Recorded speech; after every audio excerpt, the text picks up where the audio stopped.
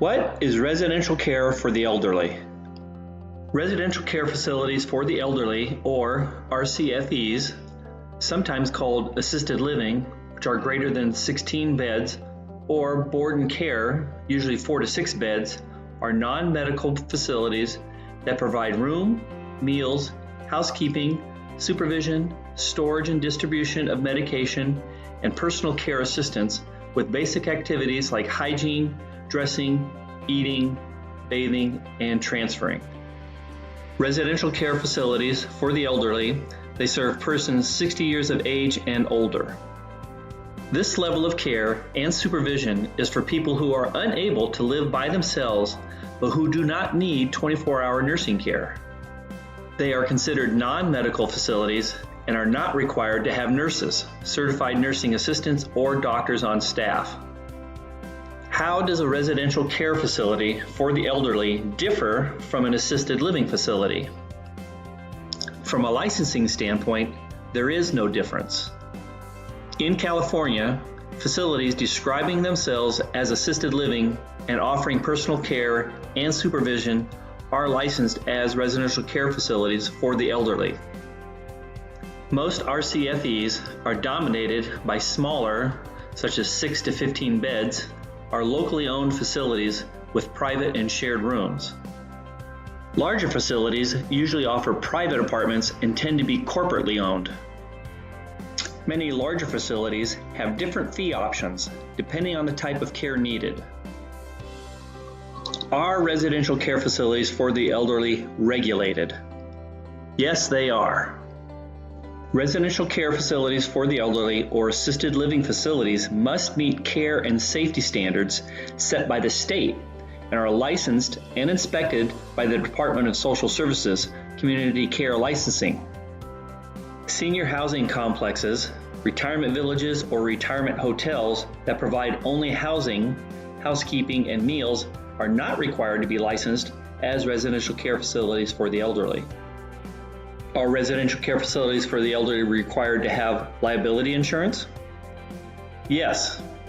As of 2015, all RCFEs are required to maintain liability insurance in the amount of at least $1 million per occurrence and $3 million annually to cover injuries to residents or guests caused by the negligence of the facility owner or employees. Can a residential care facility for the elderly care for persons with dementia? It depends.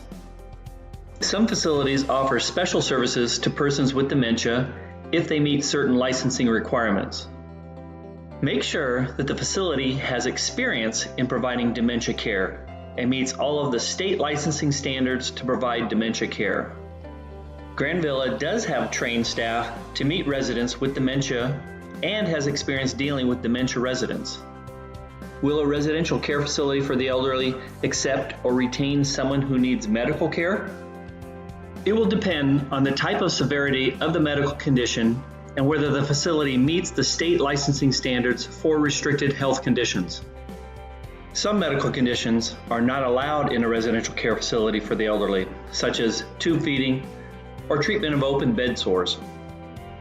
The facility must inform residents in writing at or before the time of admission of any resident retention limitations set by the state or facility, such as whether the facility can serve persons who need help in leaving the building in case of emergency, such as a non-ambulatory, or with certain medical conditions, like a hospice waiver. What if my medical needs increase? Can I stay? Again, it depends. Since a residential care facility is not licensed as a medical facility, persons requiring tube feeding or treatment of open bed sores or in need of 24-hour nursing care are not permitted to reside in RCFEs. However, some RCFEs have permission to care for persons on hospice. Grand Villa works with most hospice services and is qualified for hospice residents. What are the qualifications for staff? Training requirements for administrators and staff have increased significantly. The certification program for administrators have increased to 80 hours from 40, and the state proctored exam have increased to 100 questions from 40. Staff training requirements have increased to 40 hours of training in the first year and 20 hours of ongoing training each following year. Dementia care training requirements have increased and required for all RCFE staff, and not just for those RCFEs that advertise dementia care.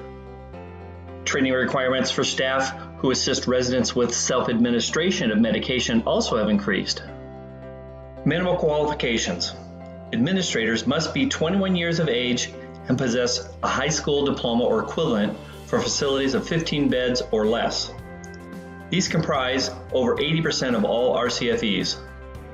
For facilities of 16 to 49 beds, the administrator needs 15 college credits, and for facilities of 50 or more beds, they need 2 years of college or 3 years experience or equivalent education and experience. Staff must only be 18 years of age and pass the criminal background check. Note, because RCFEs are non-medical facilities, there is no requirements for RNs, LVNs, or CNAs, or any medically trained personnel. Check on the qualifications of the administrator and key staff. One Granville administrator has a doctorate in chiropractic and practiced over 34 years, and the other administrator has a 4-year Bachelor of Arts degree, and both have worked extensively with the elderly. Are there staff ratios? There is not any specific staff to resident ratio for assisted living or residential care facilities.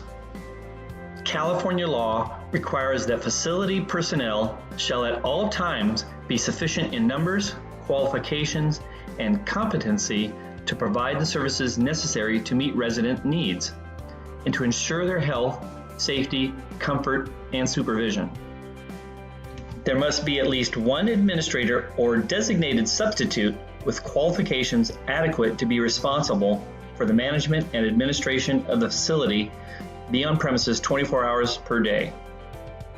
The facility must also have at least one staff member trained in CPR and first aid on duty and on the premises at all times. All staff at Granville have taken first aid courses, and all staff at Granville are CPR certified. And while there are no given ratios for both facilities, Granville has a 6-to-2 ratio, meaning there are 2 staff on duty at all times for 6 residents, where a larger 16 or more beds facility usually is a 16-to-1 ratio. The personal care with a 6-to-2 ratio means more personalized attention on the resident, and it's more comforting to see a familiar face compared to a larger assisted living facility. There are a lot of requirements for staff. In fact, there is ongoing training for all staff at Granville throughout the year.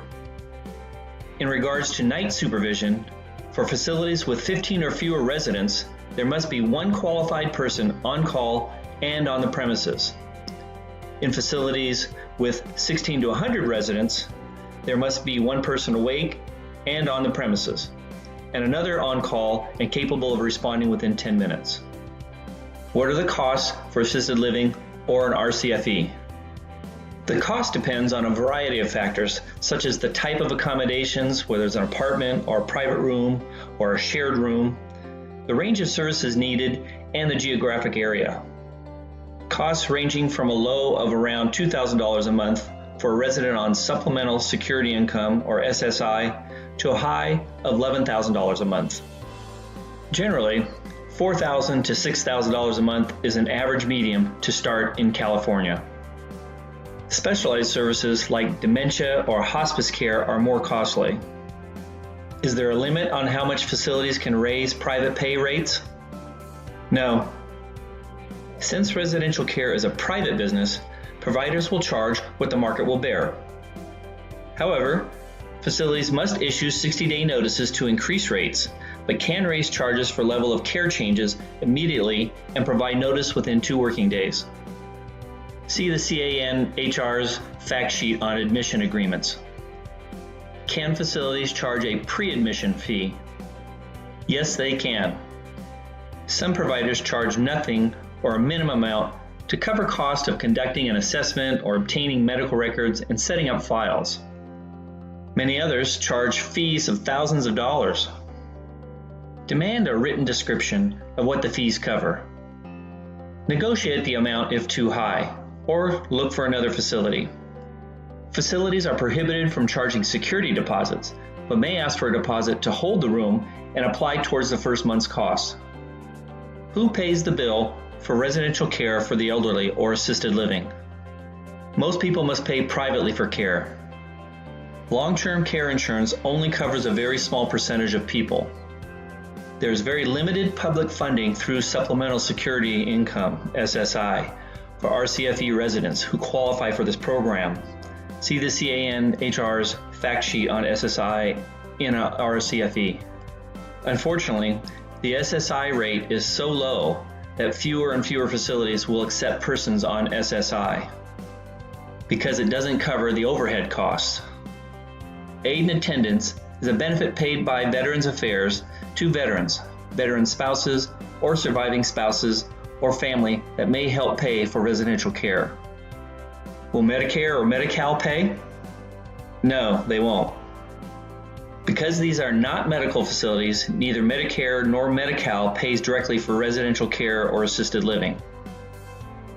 There is a special program in 14 California counties, the Assisted Living Waiver Program, in which Medi-Cal pays for eligible residents assessed to need nursing home level care to live in an RCFE or public housing, mostly reserved for families with very little money or support.